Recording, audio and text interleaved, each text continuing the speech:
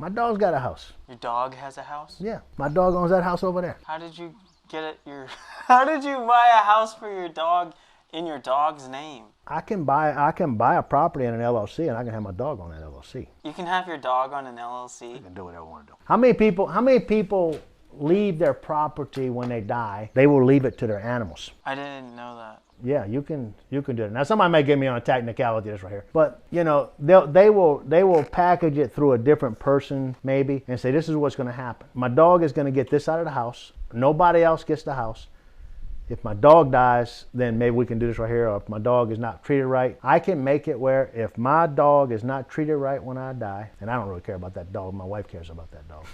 But if that dog ain't treated right, then the kids don't make any money. The kids cannot take any money out of their inheritance if the dog is mistreated. If the dog isn't, there are a lot of people that think that much of their animals that they want to protect them. Like you tie, it's just a legal thing. You just tie it through an attorney. An attorney can write it up however you want to write it up. That's so The funny. dog don't have a social security number. The dog don't have anything like that right there. But an attorney can make it happen.